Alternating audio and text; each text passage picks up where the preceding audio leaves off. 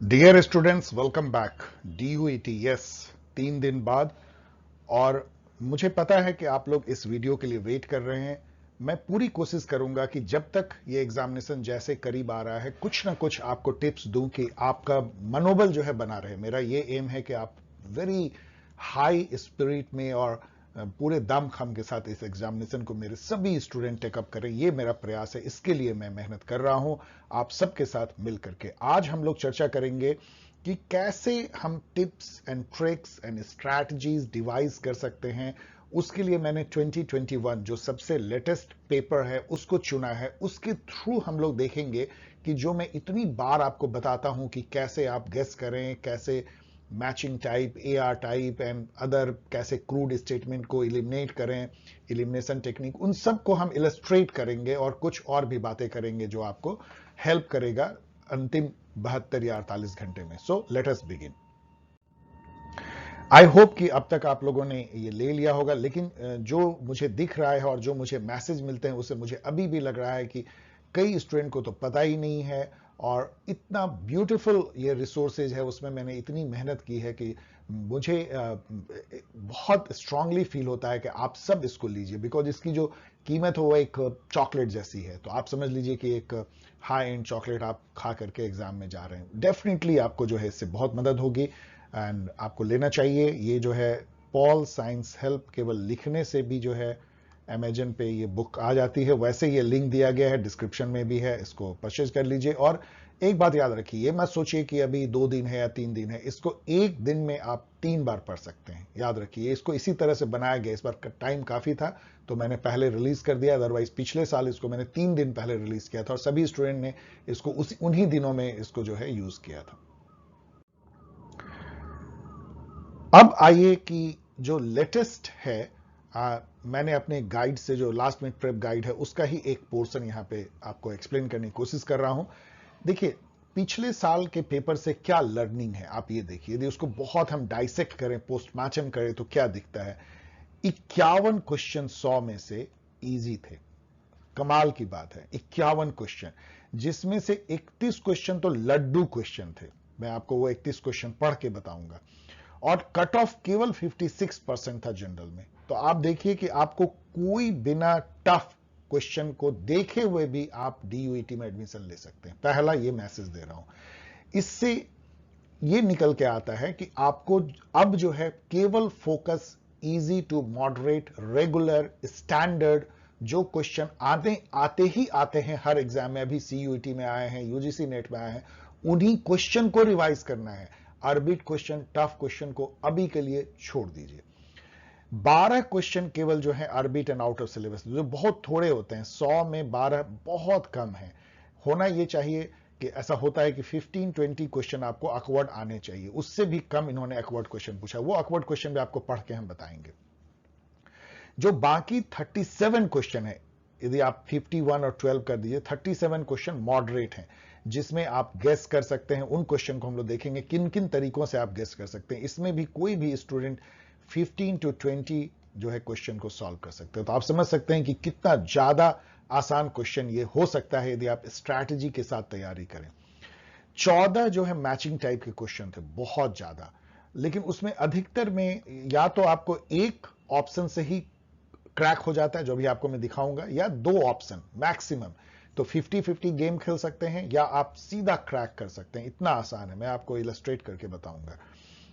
Elimination वाले बहुत ज्यादा इसमें नहीं थे, क्योंकि इसमें UGC नेट की तरह ऐसा नहीं होता है कि ऑप्शन पे ऑप्शन होता है। इसमें बहुत सारे स्ट्रेट फॉरवर्ड क्वेश्चन रहते हैं, जिसमें कोई मल्टीपल आपको कॉम्बिनेशन नहीं होता ऑप्शंस का। तो इसलिए, लेकिन कुछ में इलिमिनेशन टेक्निक फिर भी काम करता है, मैं आपको दिखाऊंगा। मतलब इस पेपर से निकाल निकाल के जो मैंने क्वेश्चन लिया है।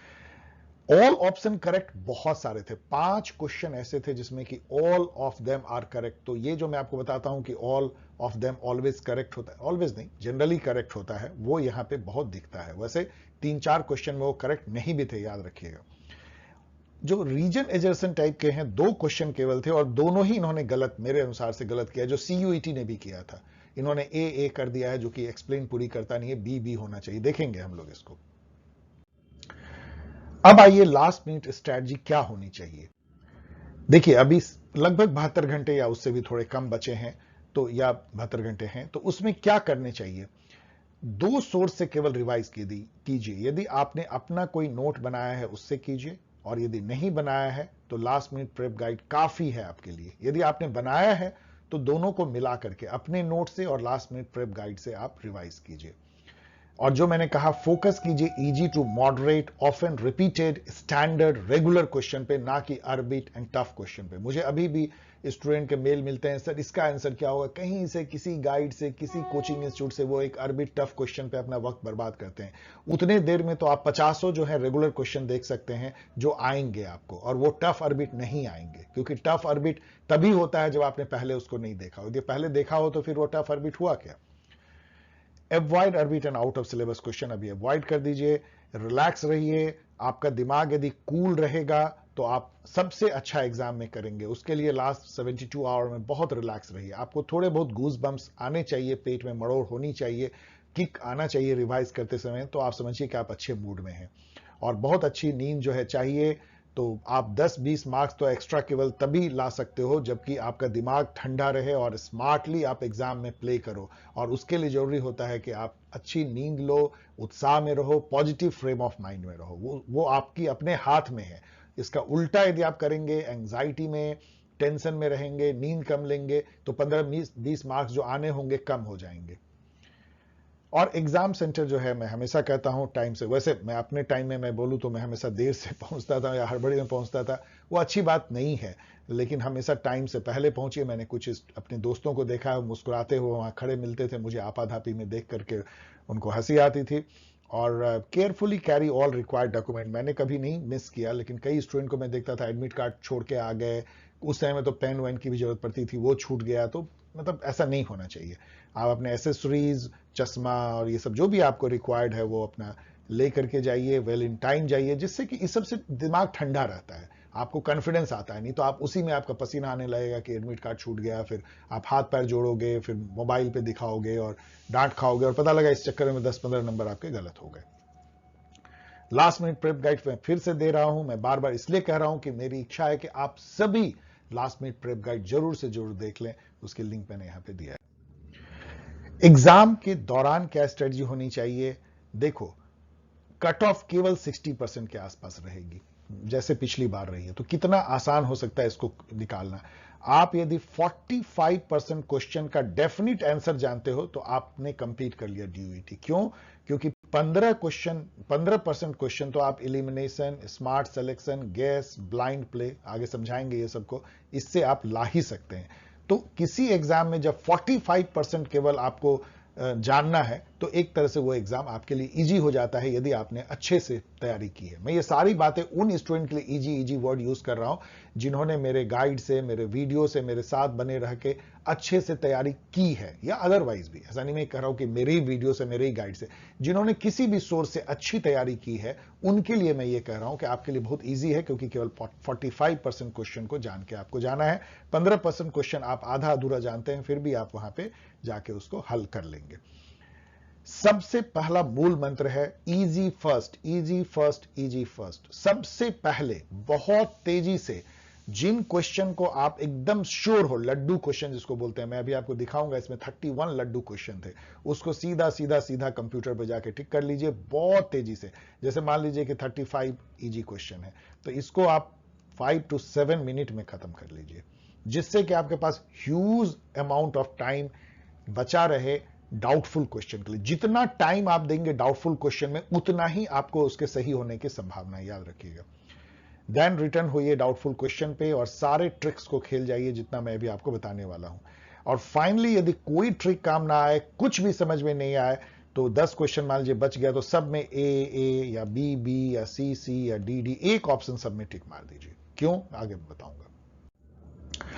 अब ये जो मैं बता रहा हूं ये तो इतनी बार मैं बता चुका हूं, लेकिन फिर भी डियर स्टूडेंट एक बार गौर से सुन लीजिए। कई बार जब बार बार कोई चीज बोली जाती है तो आप सोचते हैं अरे ये तो सर ने कहा ही, और फिर उसको गौर से सुनते नहीं। एक बार फिर सुन लीजिए, हो सकता है कुछ नया आपको लगे। देखिए, 50-50 की ट्रिक जो है बहुत मजेदार ट्रिक है, ऑलवेज खेलिए। Eliminate most unlikely option. कैसे ऑप्शन जो है मोस्ट अनलाइकली होते हैं? जब 4 आपको ऑप्शन दिए गए हैं, तो आप देखेंगे कि ऐसे स्टेटमेंट जिसमें बहुत स्ट्रॉन्ग डिटर्मिनिस्टिक वर्ड्स हैं, like only, never, no one, no way, not at all, solely, ये सब जो जनरली ये इनकरेक्ट होते हैं, याद है, ऐसे स्ट्रॉन्ग स्टेटमेंट सही नहीं होते हैं। Crude, hard, outlandish statement are generally incorrect, जैसे कि इंडिया ने लुक ईस्ट पॉलिसी का एम क्या था, उसमें लिखा रहेगा क्योंकि उसको रीजनल हेजमन बनना है, ऐसा क्रूड स्टेटमेंट है। इस तरह के कभी जो है करेक्ट नहीं होता है, याद रखिएगा। स्टैंडर्ड, उसका उल्टा जो स्टैंडर्ड जनरल स्टेटमेंट, जो एकदम, जिसको आप रेगुलर स्टेटमेंट कह सकते हैं, जो जनरल होता है, जो माइल्ड स्टेटमेंट होता है, वो जनरली करेक्ट होता है।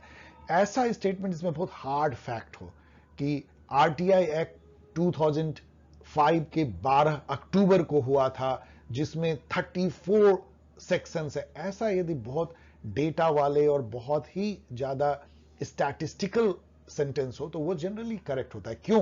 क्योंकि कैसे आप इतने सारे डेटा को याद रखेंगे? तो जो टीचर दे रहा है उसको माना जाता है, टीचर भी सोचता है कि इतना मिसचीफ नहीं करना चाहिए, इसलिए ऐसे लॉट्स ऑफ स्पेसिफिक इंफॉर्मेशन और इस तरह का जो डेटा से भरा हुआ स्टेटमेंट होता है वो सही होता है।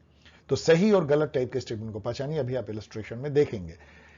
बहुत सारे क्वेश्चन में आपको कॉमन सेंस की केवल जरूरत होती है, और डीयूईटी में तो बहुत ज्यादा होती है, क्योंकि बहुत सारे आपको 10 क्वेश्चन ऐसे आएंगे जिसमें बहुत जनरल स्टेटमेंट दिया रहेगा, बहुत जनरल, आप निकाल लेंगे यदि आपने अच्छे से तैयारी की है। अच्छे से तैयारी का मतलब मैंने अभी जस्ट आपको कुछ मिनट पहले बताया, तो आप समझ जाएंगे कि ये तो नहीं हो सकता, ये हो सकता। आपको मैं दिखाऊंगा कुछ एग्जाम्पल। देखिए, जो स्टेटमेंट डेफिनेशन जैसा है, मतलब डिफाइन करता है या स्टेटमेंट है, उसमें एक ऐसा है, एक ऐसा है, तीसरा, चौथा, तो जो सबसे बड़ा स्टेटमेंट, सबसे लंबा स्टेटमेंट, वही सबसे करेक्ट होता है। क्यों? ये मैंने बहुत बार बताया, फिर से जान लीजिए। क्योंकि जैसे मान लीजिए कि which is the correct definition of public policy, तो देखेंगे जो सबसे बड़ा स्टेटमेंट है, जो सबसे बड़ा स्टेटमेंट है वो कॉपी पेस्ट होता है, तो वो तो फुल इंफॉर्मेशन के साथ होता है, बाकी को सेटर खुद बनाता है। और चूंकि ह्यूमन स्वभाव से आलसी होता है, तो जब वो खुद वर्ड को लिखता है तो कम से कम लिखना चाहता है, इसलिए वो जनरली छोटा हो जाता है। If option contain both are correct, A और बी या सी और डी, या ऑल आर करेक्ट, तो जनरली वो करेक्ट होता है। उसको गौर से देखिएगा, छोड़ने के पहले जरूर गौर से देखिएगा। ऑल ऑफ दीज ऑप्शन या ऑल करेक्ट जो है ज्यादा चांस होता है, याद रखिएगा। इसमें 5 क्वेश्चन 2021 में ऐसे थे। In case of matching type MCQ, some time यदि आप एक भी मैच जानते हैं तो आपका पूरा क्रैक हो जाता है। मैं आपको दिखाऊंगा कि कैसे आप उसको कर सकते हैं। ऐसा मैंने कई बार बताया है, लेकिन इस बार एक्चुअल क्वेश्चन के साथ आपको दिखा रहा हूं। अब जो मैंने कहा कि ब्लाइंड प्ले कीजिए, ब्लाइंड प्ले क्या होता है? मान लीजिए 10 क्वेश्चन में आपको कोई हवा नहीं है, कुछ पता नहीं है, सारे ट्रिक आपने प्ले कर लिए जितना मैंने बताया, या और आपको जो पता है, लेकिन कुछ नहीं हो रहा है। तो यहां पे चूंकि आपका मॉडरेट निगेटिव मार्किंग है, एक केवल निगेटिव मिलता है और 4 पॉजिटिव, चूंकि ये बहुत कम है, 0.25 कीजिए इसको, मैं कहूंगा। बी और सी की ज्यादा प्रोबेबिलिटी होती है, क्योंकि हमेशा सेटर अपने आंसर को छिपाना चाहता है, तो वो पहले और बाद में नहीं देता। वैसे अब ये बहुत झूठा होते जा रहा है, क्योंकि मैंने भी बहुत क्वेश्चन, हजारों क्वेश्चन सेट किए हैं, मैं भी ए और डी में देता हूं। अब सेटर इसको बेधड़क हो गए हैं, लेकिन फिर भी चलिए, बी और सी फिर भी मैं कहूंगा बेटर है। फॉर एग्जाम्पल, चलिए 10 एमसीक्यू में देखते हैं। लॉ ऑफ एवरेजेज यहां काम करता है। आप कोई भी, आप एक क्वेश्चन पेपर उठा लीजिए, उसके कहीं से भी 10 रैंडमली यदि आप सेलेक्ट करते हैं, आप देखेंगे कि हर ऑप्शन 1/4 होगा। मतलब 10 लेंगे तो 2.5 में ए होगा, 2.5 में बी होगा, मतलब 2 से 3 में बी होगा, 2 से 3 में ए होगा, लाइक दैट। तो मान लीजिए आपका लक थोड़ा सा भी ठीक है, तो 2, 3, मतलब 3 आपका करेक्ट हो जाएगा और 7 गलत होगा। यदि आपका एवरेज लक है तो जनरल, यदि आप बहुत बुलंद लक वाले उस दिन है तो 4 भी सही हो जाएगा और 6 गलत हो जाएगा। लेकिन चलिए 3 7 पे लेते हैं, तो आपको मार्क्स कितने मिले? हर सही पे 4, तो 12 मार्क्स मिल गए। लूज कितने किए? 7। एक लूज करेंगे रॉन्ग होने पे 7 मार्क्स। आपको नेट 5 मार्क्स मिला। 5 मार्क्स में आपका मेक और ब्रेक होता है, एडमिशन और नो एडमिशन होता है, इसलिए कीजिए, इसको जरूर कीजिए। अब आइए हम लोग इलस्ट्रेशन करते हैं 2021 के क्वेश्चन से। कुछ मैंने पेपर से कुछ क्वेश्चन निकाला है आपको जस्ट दिखाने के लिए, जो मैं बोल रहा हूं अभी जितनी चीज बोला उसका जस्ट ये एग्जांपल देखिए, उससे आपको एक बार क्वेश्चन भी देखने को मिलेगा। पहला मैं बता रहा हूं कि इलिमिनेशन कैसे करते हैं और गेसिंग टेक्निक। मैचिंग टाइप में देखिए, इसमें 14 क्वेश्चन थे, याद रखिए, बहुत ज्यादा। और इसमें जो है आप या तो 50-50 गेम खेलिए यदि नहीं हो पाता एक से, लेकिन सबसे पहले खेलिए सिंगल क्रैक, मतलब एक से हम क्रैक कर ले। देखिए कैसे। अब यहां पे आप पढ़ लीजिएगा इसको, वीडियो को पॉज करके। इधर यदि आप देखेंगे तो माइकल वॉल्जर हैं, आपको पता है माइकल वॉल्जर कॉम्प्लेक्स इक्वलिटी के लिए जाने जाते हैं, communitarian. Robert Nozick entitlement theory के लिए लिबर्टेरियन। माइकल सैंडल एक कम्युनिटेरियन जाने जाते हैं, और हैक जो है वो एक लिबर्टेरियन जाने जाते हैं। ये दो लिबर्टेरियन कम्युनिटेरियन यहां पे हैं। अब यहां देखिए कॉम्प्लेक्स इक्वलिटी आपको सीधा दिख रहा है। पहले तो आप यहां पे आइए, यहां आइए। यहां यदि आप देखेंगे तो यहां पे तो मतलब ए 3 है, मतलब कोई भी अनोखा जैसा आपको यदि दिखेगा तो सब में एक एक दिखेगा। ए का 4 यहां अनोखा है, इसी तरह सब में। इसमें बी का देखेंगे तो इसमें तो अनोखा नहीं है, बी 1 है। यहां पे भी सी जो है 2 है, लेकिन डी में आप देखिए कि अनोखा है, डी का 1 है, तो ये अनोखा है। और यहां ये भी ए का 4 जो है ये भी अनोखा है। अब हम डी पे आते हैं, कॉम्प्लेक्स इक्वलिटी। अनोखा है मतलब कि हमें एक ही से क्रैक हो जाएगा। कॉम्प्लेक्स इक्वलिटी आते ही हमारे दिमाग में बल्ब जलना चाहिए, माइकल वॉल्जर। और देखिए क्या वाव, डी का 1, और चूंकि डी का 1 एक ही में है, हमने इसको क्रैक कर दिया, एक से क्रैक हो गया। मैं आपको ये बता रहा हूं, इस तरह से आप क्रैक कीजिए।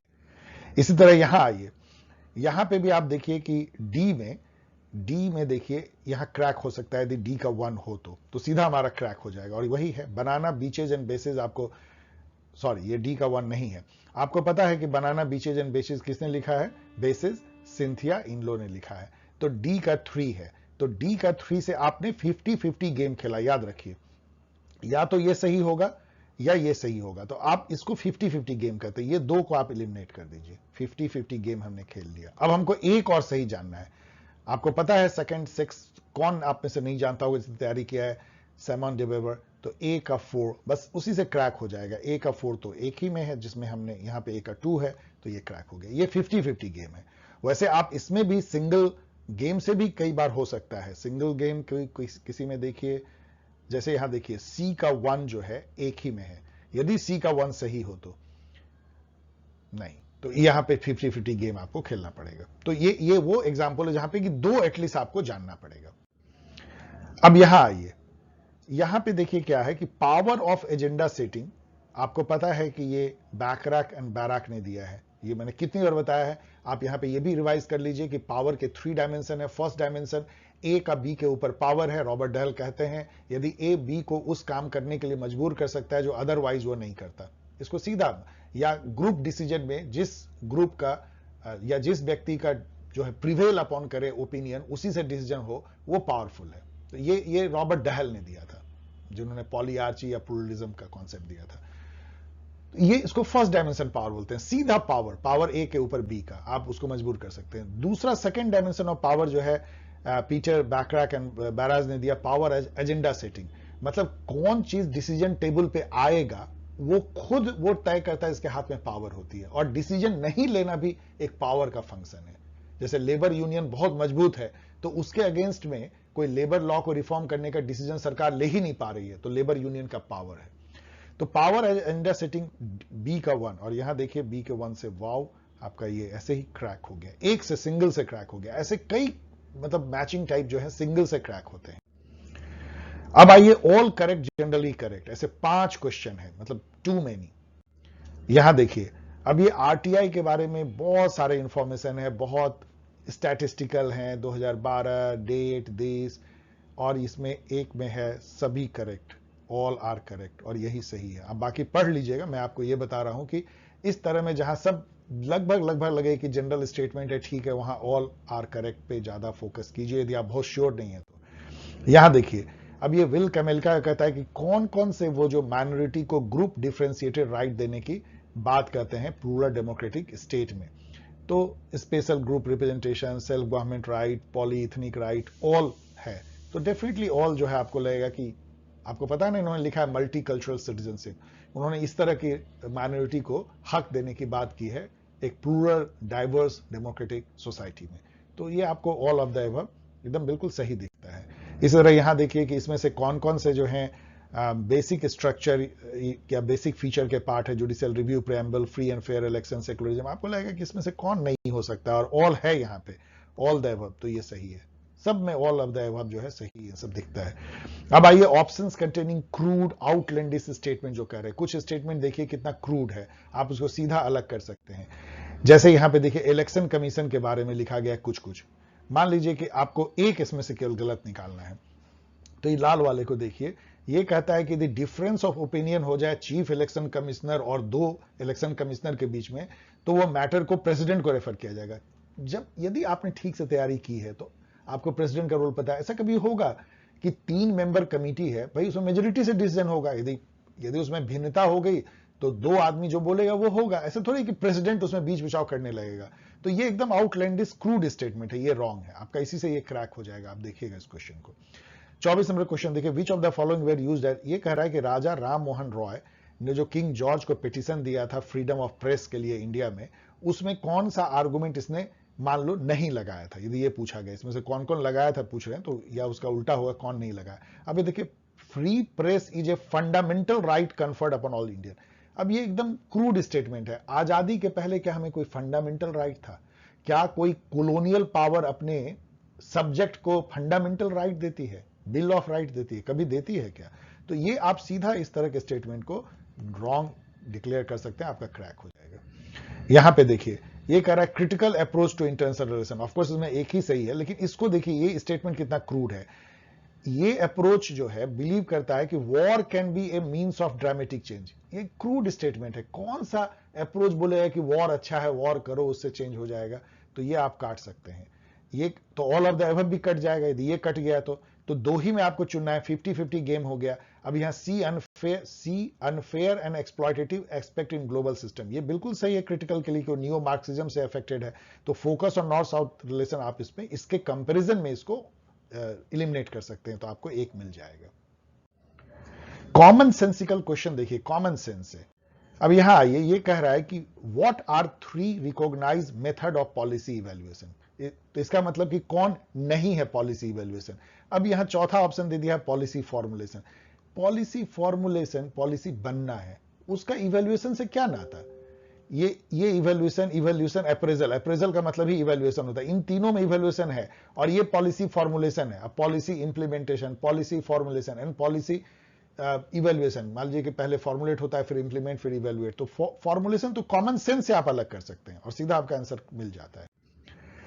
अब यहां देखिए, locks essay concerning human understanding was a harbinger of. Harbinger, यदि आपको हिंदी इंग्लिश में प्रॉब्लम हो तो आप हिंदी अनुवाद देखिए। अग्रदूत, किसका अग्रदूत था? मतलब हरबिंगर जो आगे आगे दौड़ता है, जो उसको लाता है। अब आप देखिए कि एसे कंसर्निंग ह्यूमन अंडरस्टैंडिंग, यदि आपने थोड़ा भी तैयारी अच्छे से की है तो आपको पता होगा इसमें ह्यूमन नेचर के बारे में लिखा गया है। ह्यूमन नेचर थोड़ा बहुत पॉजिटिव है, उसमें सेंस ऑफ रीजन है, टैबुला रैसा, ये सब इसमें उन्होंने लिखा है। अब ये जो है रिफॉर्मेशन तो ला ही नहीं सकता है। रिफॉर्मेशन मूवमेंट तो लॉक से कई 100 साल पहले हो गया था। 15-16 सेंचुरी में रिफॉर्मेशन मूवमेंट हुआ था, जिसको प्रोटेस्टेंट मूवमेंट कहते हैं। तो ये तो बिल्कुल नहीं हो सकता है। Common sense. कैपिटलिज्म जो है वो हार्बिंगर नहीं हुआ। क्यों कैपिटलिज्म का नहीं होगा? क्योंकि एसे कंसर्निंग ह्यूमन अंडरस्टैंडिंग जो है, उसके तुलना में जो सेकेंड ट्रीटीज ऑफ गवर्नमेंट जो है, या 2 ट्रीटीज ऑफ गवर्नमेंट, वो उनका था कैपिटलिज्म लिबरलिज्म लाने का, ना कि ये। इसीलिए ये वीक है, तो इसको भी काट दीजिए। अब यहां बचा रिनेसा। रिनेसा आपको पता है कि 13-14 सेंचुरी में आया था, कितने 100 साल पहले लॉक के आ गया था, ये भी खत्म हो गया। तो केवल बचा इनलाइटनमेंट, क्योंकि आपको पता है कि वो इनलाइटनमेंट के थिंकर थे। लॉक जो है 1680s ये सब में मान लीजिए उनका आता है, और इसके उसी टाइम और उसके अगले साल, अगले मतलब कुछ दशकों में जो है वो इनलाइटनमेंट आता है। तो इनलाइटनमेंट के अग्रदूत थे। तो इस तरह कॉमन सेंस से आप इसको कर सकते हैं। अब देखिए, पहला ही क्वेश्चन जो पूछा था वो कॉमन सेंस था। Which theory did Marx borrow from liberal economist? तो लिबरल इकोनॉमिस्ट से मार्क्स क्या लेंगे? क्या क्लास स्ट्रगल की थ्योरी लेंगे? मतलब जो कि उनका मेन थ्योरी है, जिसपे कि उनका पूरा बेस है, वो क्यों लिबरल से लेंगे? लिबरल क्लास स्ट्रगल में बिलीव ही नहीं करते। थ्योरी ऑफ एलिनेशन क्यों लेंगे, जो कि उनका कोर थॉट है मार्क्सिज्म का? वो भी लिबरल कैपिटलिज्म या लिबरल जो थिंकर है वो उसको बिलीव नहीं करते। तो अब आपको 2 बचा। अब थ्योरी ऑफ डेमोक्रेसी क्यों लेंगे? Marks is not known for theory of democracy. तो ये और दोनों में आप देखेंगे तो लेबर थ्योरी ऑफ वैल्यू, आप सीधा इसको चुन सकते हैं। यदि आप नहीं भी जानते हैं कि रिकार्डो के लेबर थ्योरी ऑफ वैल्यू से प्रभावित थे, तब भी आप इसको कॉमन सेंस से इस क्वेश्चन को क्रैक कर सकते हैं। अब आपको मैं बता रहा हूं कि कैसे आप एलिमिनेट करके, आप ऑप्शन में से कैसे हटा करके आप इसको क्रैक करते हैं। जैसे ये देखिए, फिर से वही वाला प्रेस वाला आया।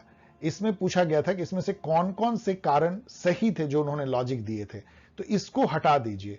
तो बी को हटाएंगे तो ये हट गया, ये हट गया, ये हट गया। यही मैं आपको बताना चाहता था कि एक ऑप्शन जब फंडामेंटल राइट वाला डेफिनेटली आपको रॉन्ग लग रहा है, तो देखिए 3 ऑप्शन ऐसे जिसमें बी बी है, सीधा उसको काट दीजिए, तो एक ही ऑप्शन बचता है जो कि सही आपको दिखता है। सॉरी, मैंने गलत बोला, बी नहीं सी है ये, सॉरी सी। तो सी देखिए किसमें किसमें है, यहां सी है, यहां सी है। ध्यान से डियर स्टूडेंट, ये 2 खत्म हो गया, सी ए बी सी। अब हमारे पास 2 बचा। अब देखिए इसमें बड़ा मजेदार होता है, ए और बी कॉमन है। इसका मतलब क्या है कि ए बी तो बिल्कुल सही है, कोई हमारे पास चॉइस ही नहीं, हमको जानना ही नहीं, इसको पढ़ेंगे ही नहीं हम।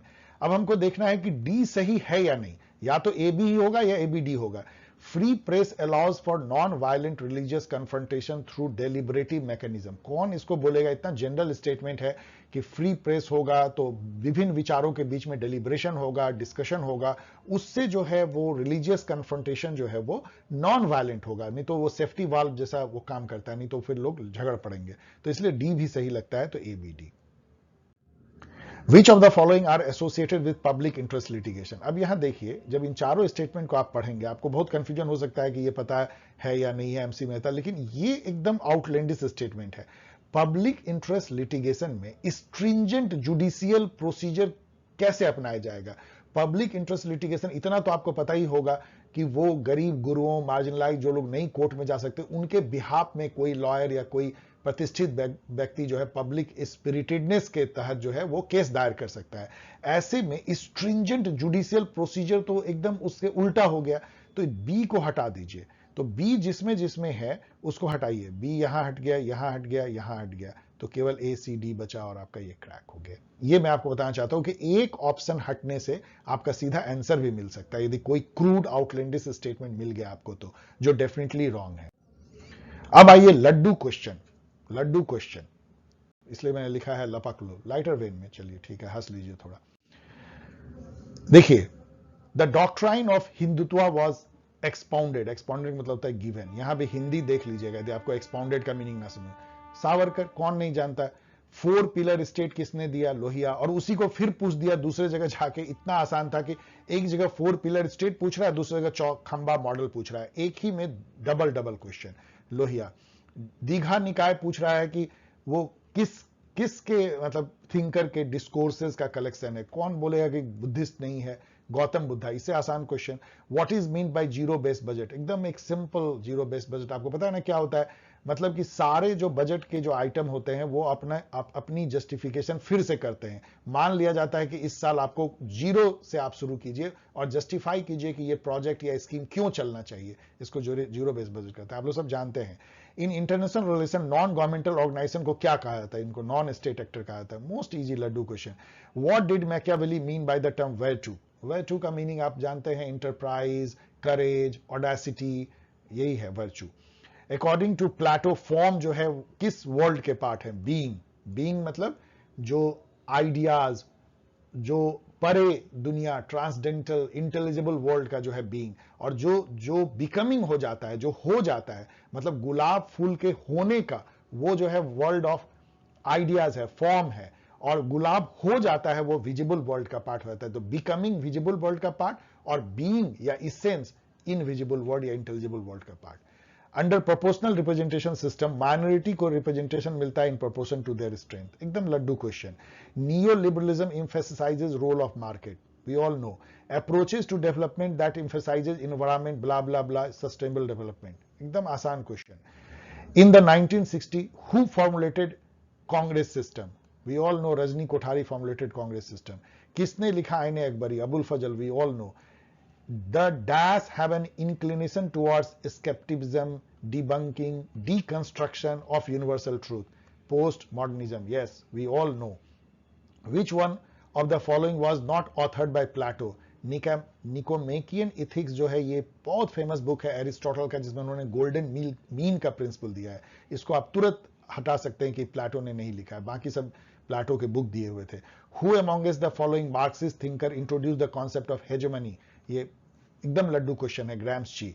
इन which case did the Supreme Court of India lay down clear guideline in instance of sexual harassment, Vishakha guideline. आपको पता है, जैसे ही विशाखा देखिए, which among the following provision of Indian constitution have been taken from Weimar. Germany से कौन हमने लिया है कि फंडामेंटल राइट को सस्पेंड कर सकते हैं इमरजेंसी के दौरान, जर्मनी से लिया है। वेमर रिपब्लिक जो हिटलर के आने के पहले जो रिपब्लिक थी। Which of the following is not part of directive principle, आपको 4 दिए हुए हैं, उसमें से एक था all minority shall have their right to establish and administer educational institution of their choice. ये फंडामेंटल राइट है 28 या 29 में, तो ये कैसे हो जाएगा directive principle of state policy. यदि कोई फंडामेंटल राइट दे दिया हो तो बहुत आसान है उसको पिक करना, इसे लड्डू क्वेश्चन। आर्टिकल 18 जो है वो किससे डील करता है, एबोलिशन ऑफ टाइटल, आप जानते हैं।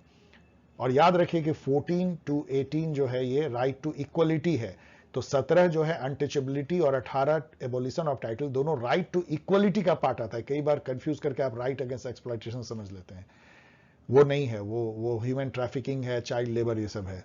23 और 24 है राइट अगेंस्ट एक्सप्लॉयटेशन। जू पॉलिटिकन जो है वो एरिस्टोटल ने ये फ्रेज क्वाइन किया था, इसका मतलब होता है man is a political animal. We all know. Who wrote the book civic culture, हमको पता है कि अल्मंड एंड भरवा, हम जब बोलते हैं तो हम सभी को पता है ये अल्मंड भरवा। द फंडामेंटल ड्यूटीज कब ऐड किए गए थे, किस साल में? वी ऑल नो कि 1976 में पार्ट 4A आर्टिकल 51A में ये सब ऐड किए गए थे। What is the main role of IMF? We all know अभी श्रीलंका की क्राइसिस हुई है, IMF जो है बैलेंस ऑफ पेमेंट जो क्राइसिस होती है, मतलब फॉरेन एक्सचेंज की यदि आपको क्राइसिस हो जाए तो उसको टाइड ओवर करने के लिए लोन देता है, मेन रोल उसका ये है। इसके अलावा स्ट्रक्चरल एडजस्टमेंट प्रोग्राम को भी IMF ने गाइड किया था। वर्ल्ड का जो एक तरह से फॉरेन एक्सचेंज की जो इशू है या फाइनेंशियल इशूज है उस पर एक नजर भी रखती है IMF। डुवर्जर राइकर मॉडल जो है वो किस चीज के बीच में लिंक है? तो राइकर को भूल गया तो डुवर्जर मॉडल आपको पता है कि यदि FPTP हो, जो हमारे यहाँ है फर्स्ट पास द पोस्ट, तो वो लॉन्ग रन में जो है कुछ सालों के बाद वो 2 पार्टी सिस्टम में कन्वर्ट हो जाती है। तो इलेक्टोरल सिस्टम और पार्टी सिस्टम के बीच का लिंक को बताता है। Which one of the following is not a characteristic of साला मॉडल? साला मॉडल इतना आसान है, एडमिनिस्ट्रेटिव सिस्टम जिसमें नेपोटिज्म है, भाई भतीजावाद है, मेरिट पे बेस्ड नहीं है, मुंह देखा देखी है, मतलब कि कानून अलग रखो और हम करते हैं स्ट्रीट लेवल ब्यूरोक्रेसी। अब उसमें एक दिया था actual behaviour is similar to formal expectation, एकदम जस्ट उल्टा, तो ये इसको काटना था। Which thinker made the following statement that the unequal should be given to equal and the unlike to those who are like is contrary to nature? इसको कहते हैं proportional equality. Equals should be treated equally, not unequal should be treated equally. यदि आप किसी को 100 metre दौड़ में दौड़ा रहे हैं, एक के पास में जूता है दूसरे के पास खाली, तो ये नहीं है इक्वलिटी। इक्वलिटी ये डिमांड करता है कि सबको बराबर जो है वो फैसिलिटी मिले, तब जो है बराबर की बात हो। प्रोपोर्शनल इक्वलिटी पे बेस्ड जस्टिस की कॉन्सेप्ट जो है एरिस्टोटल ने दिया, वही इस लाइन में है। विच of the following statement best capture the meaning of catch all party? Catch all party आप जानते हैं, जिसका अपना, जिसने आइडियोलॉजिकल कोई चीज जो उसका आधार था उसको छोड़ दिया, जिससे कि हर सेक्शन हर आइडियोलॉजी के वोटर को वो कैच कर सके, इसको कैच ऑल पार्टी कहते हैं। और ऑटो किर्क हैमर ने ये कैच ऑल दिया था, वो भी पूछा जाता है। Who amongst the following thinker is considered as a reluctant democrat? अभी CUET में भी पूछा था, JS मिल। एक्रोनम पोस्टकॉर्प किसने दिया था? लूथर गुनी। किसने दिया था ये नहीं पूछा था, इसका इट स्टैंड फॉर, आपको पता है, planning, organising and directing, blah blah blah. I hope कि मतलब आपको पूरा याद होगा। पोस्टकॉर्प का जो फुल फॉर्म है आपको पता होगा, budgeting, directing, controlling and all. What is the meaning of winged heroes? अब तो ये पूछेगा नहीं, अलेक्जेंड्रा कोलेंटाइस सिलेबस से ही हट गया, अब हेगल के बारे में पूछेगा, लेकिन it was very very easy. जो उसका इसेंस है, कॉमरेडरली लव ऑफ इक्वल्स। तो आप देख सकते हैं कि 31 क्वेश्चन वे लड्डू क्वेश्चन, जिसको लपक लेना चाहिए था सभी को। अब देखिए orbit and out of syllabus जो 12 क्वेश्चन थे वो कैसे थे, वो भी पढ़ लीजिए। और उसमें से भी कई आप कर सकते हैं, यहां मैंने केवल क्वेश्चन दिया है, लेकिन जब ऑप्शन देखेंगे ना तो बहुत तरीके से आप एलिमिनेट करके आप उसका भी आंसर निकाल सकते हैं। पहला देखिए, Herbert Marcuse uses the term a comfortable, smooth, reasonable, democratic unfreedom for advanced industrial society. Arbit question. According to James Manner, which amongst the following are essential as opposed to the helpful condition for democratic decentralization? Arbit question. Which Indian thinker is associated with the political pamphlet Bhavani Mandir? ये श्री अरबिंदो है, लेकिन अरबिंदो चूंकि syllabus में नहीं है इसलिए orbit out of syllabus. Capitalism constantly needed to expand into non-capitalist area. Very difficult to say किसने कहा है, ये रोजा लग्जमबर्ग ने कहा है. Which one of the following is incorrect about the representation model suggested by Hannah Pitkin? बिल्कुल orbit नहीं, कहीं सिलेबस में नहीं. Which article bars the interference of judiciary in the matter of polls conducted by the election commission? मतलब election के मामले में court interfere नहीं करेगा. यह आर्टिकल 329 है. रट लीजिए डियर स्टूडेंट, ये कई बार अब पूछा जा चुका है डिफरेंट कंपटीशन में. वैसे ये अर्बिट है, बहुत डिफिकल्ट है इस तरह के छुपे हुए आर्टिकल को देखना. Which Citizenship Amendment Act made illegal immigrant ineligible for citizenship by registration or naturalization? Very difficult. 2003 का था, बहुत difficult है इसको जानना, इसलिए मुश्किल है. Which political thinker has argued that there is a shift from politics of idea to politics of presence? And Philip ने किया था. बहुत डिफिकल्ट है ये सब, क्योंकि ये सिलेबस में नहीं है. In the context of United kingdom, ये सब एक्ट किससे रिलेटेड था? फ्रेंचाइज से रिलेटेड था. बहुत difficult. The first president of the Republic of China, ये एक क्यूरियस क्वेश्चन था. देखिए, इसमें कई स्टूडेंट एक तरह से गच्चा खा गए होंगे, मतलब धोखा खा गए होंगे. उन्होंने माओ जेदांग को मार दिया होगा. उन्होंने ये ध्यान नहीं दिया कि ये रिपब्लिक ऑफ चाइना की बात कर रहा है, ROC, जिसको ताइवान कहते हैं. जो असली चाइना है उसका नाम क्या है? PRC, people's republic of China. आप ध्यान रखिए, it is not republic of China. अब आइए, तो इसे अब सॉरी, तो अब यह है कि यदि आपने दिमाग ठंडा रखा है तो आप पकड़ लेंगे कि ये रिपब्लिक ऑफ चाइना. लेकिन यदि आपके दिमाग में एजिटेशन चल रहा है तो डेफिनेटली आप उसे माओ जेदांग मार के खुश होकर चले आएंगे. अब रिपब्लिक ऑफ चाइना जो है वो 1925 में ही, डेट देख लीजिएगा, बन गई थी. और उस समय में मेनलैंड चाइना में वो ROC कहलाता था. उस समय PRC थी नहीं. माओ जेदांग उस समय अपने कम्युनिस्ट ग्रुप को, गुरिल्ला ग्रुप को रिऑर्गेनाइज कर रहे थे. उस समय में जो राज करता था, मतलब जो गवर्न करते थे, उसको नेशनलिस्ट गवर्नमेंट बोलते थे. वहां पे कॉमन थिंग बोलते थे उनको. तो उनके जो लीडर थे वो थे सुन यात सेन. तो फर्स्ट प्रेसिडेंट जो रिपब्लिक ऑफ चाइना के थे सुन यात सेन थे. और बाद में उन्होंने अपनी सत्ता जो सौंपी अपने उत्तराधिकारी चैंग काय शेक को. लेकिन चैंग काय शेक को जो है 1949 अक्टूबर में जब वहां कम्युनिस्ट क्रांति हो गई और माओ जेदांग ने मेनलैंड चाइना को एक कम्युनिस्ट राष्ट्र बना दिया, तो वो भाग करके ताइवान आइलैंड पे चले गए और वहां जाके ROC को गवर्नमेंट इन एक्साइल डिक्लेयर कर दिया चैंग काय शेक ने. ये भी पूछा जाता है. तो सुन यात सेन को याद कर लीजिए, he was the first president of ROC. And जो चैंग काय शेक थे वो भाग के गए थे ताइवान और वहां उन्होंने ROC की गवर्नमेंट इन एक्साइल किया था. अब इस पे एक मजाक भी जान लीजिए जो बहुत इंपॉर्टेंट है इंटरनेशनल रिलेशन में, कि 1971 तक या 73 तक कह लीजिए, पूरी दुनिया जो है अमेरिका और वेस्टर्न यूरोप के एक तरह से कहिए दबाव में उस ताइवान को असली चाइना मानती रही, ROC को. और जो असली चाइना था मेनलैंड का कम्युनिस्ट चाइना, उनको उन्होंने कहा कि हम मानते ही नहीं कि वो कोई देश है. आप समझिए. और परमानेंट मेंबर भी ताइवान ही था. चाइना का मतलब ताइवान बोला जाता था. बाद में जब उन लोगों को लगा कि अब ये संभव नहीं है नेग्लेक्ट करना कम्युनिस्ट चाइना को, तब जाके उन्होंने जो है यूनाइटेड नेशन में मेनलैंड चाइना को जगह दिया और ताइवान को हटाया. ये सब मजाक हो चुका है मतलब इंटरनेशनल रिलेशन में. Iris Marion Young wrote about democracy in difference. एकदम अर्बिट क्वेश्चन है. With which of the following scholars of nationalism does Partha Chatterjee lay out his disagreement in his book the nation its fragments. तो ये जो है Benedict Anderson के साथ उन्होंने मतलब अपनी ये की थी, एक तरह से उसको कंटेंट किया था, उसको एक तरह से आर्गू किया था उनके अगेंस्ट में.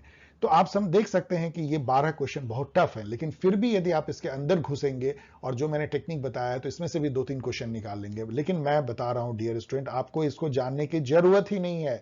जस्ट फॉरगेट, क्योंकि ये 12 क्वेश्चन के अलावा सारे क्वेश्चन या तो लड्डू क्वेश्चन थे, या इजी टू मॉडरेट थे, या गेस किया जा सकते थे.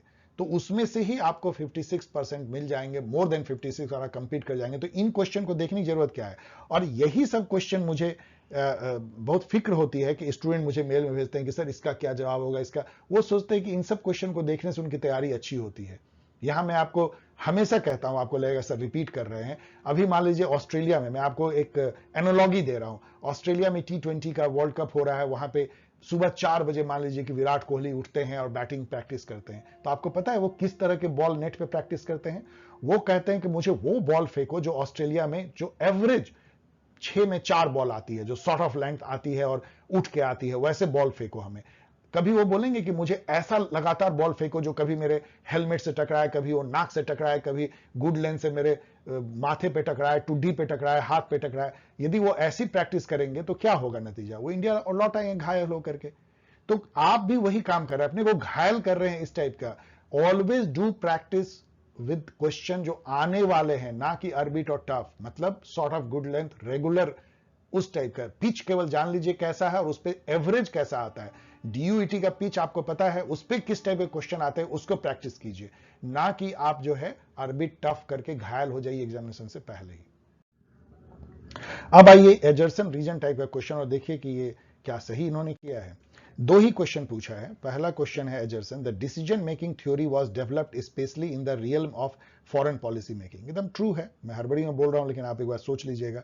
It concentrate focuses on the person shaping international events rather than on the international situation. ये भी ट्रू है, लेकिन ये इसको कैसे एक्सप्लेन करता है मैं नहीं समझ पाया। इसका आंसर ए है, मेरे अनुसार से बी होना चाहिए।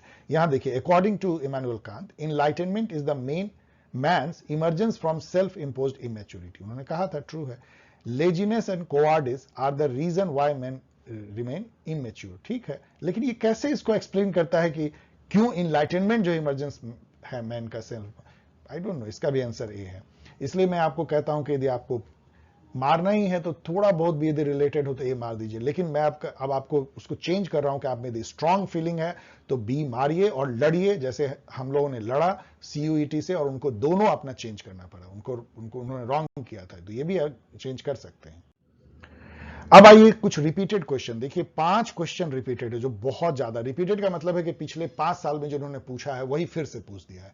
इस बार भी आपको 5-6 क्वेश्चन रह सकते हैं। देखिए, under the Indus water treaty India को किस किस रिवर का पानी मिला? बिल्कुल ये रिपीटेड क्वेश्चन है, 2-3 बार पूछा गया है। साफ्टा के बारे में कि ये क्यों सक्सेस नहीं रहा, ये भी 2-3 बार पूछा गया, इस बार भी पूछ दिया। Who defined development administration as action? आपको एडवर्ड वेडनर पता है, आपको फिर से पूछ दिया। ओम्बड्समैन जो है 1809 में स्वीडन में आया, फिर से पूछ दिया। एनपीटी सीटीबीटी इंडिया ने दोनों ही साइन नहीं किया, वो पूछ दिया। तो आप देख सकते हैं कि रिपीटेड क्वेश्चन भी आपको अच्छे खासे आते हैं। इसलिए लास्ट मिनट प्रेप गाइड में मैंने 4 साल का जो दिया है वो आपके लिए ऐसे ही 5-6 क्वेश्चन उसी से निकल के सीधा आ जाएंगे। So okay dear student, I hope कि आपको ये वीडियो पसंद आया होगा। तो लाइक करें, सब्सक्राइब करें और लोगों को बताएं। आपका चैनल, जो आपकी जो कम्युनिटी है, वो एक इन्फ्लेक्शन पॉइंट पे है। अभी 90,000 सब्सक्राइबर होने वाले हैं और आप सब चाहेंगे कि ये चैनल जल्दी से जल्दी जो है 1 लाख सब्सक्राइबर हो। उसके लिए आपको इसको थोड़ा अपने कम्युनिटी मेंबर होने का हक अदा करना पड़ेगा और आपको जो है और लोगों को बताना होगा। जूनियर जो आ रहे हैं, जो यूजी सीयूईटी यूजी दे रहे हैं, जो यूजीसी नेट दे रहे हैं, उन सबको, या सिविल सर्विसेज प्रीलिम्स दे रहे हैं, उनको अपने चैनल, अपनी कम्युनिटी के बारे में बताइए, प्राउडली बताइए, जिससे कि अधिक से अधिक सब्सक्राइबर जुड़ सकें। और इस तरीके से आप मुझसे क्वेश्चन पूछ सकते हैं। मैं हमेशा कोशिश करता हूं जल्दी से कुछ ना कुछ बताने की। ऐसे क्वेश्चन पूछे जिसका कि 1-2 लाइन में जवाब दिया जा सके। और ये तो कभी ना पूछे कि सर मुझे इतने मार्क्स आए हैं, कौन सा यूनिवर्सिटी मिलेगा। मेरे पास नहीं है इसका जवाब। और यदि अभी तक आपने नहीं लिया है लास्ट मिनट प्रेप गाइड तो जरूर ले लीजिए, बहुत फर्क पड़ जाएगा 48 घंटे में भी। ओके, मिलेंगे एक और लास्ट मिनट टिप लेकर के कल और फिर परसों भी। दोनों दिन लास्ट मिनट टिप होंगे। कुछ कुछ आपको मैं ऐसे चीजों को रिवाइज कराऊंगा जो जरूर आपके दिमाग में होना चाहिए, मतलब उसको बिना जाने एग्जाम में नहीं जाना है। 2 पार्ट में करेंगे वो। बाय।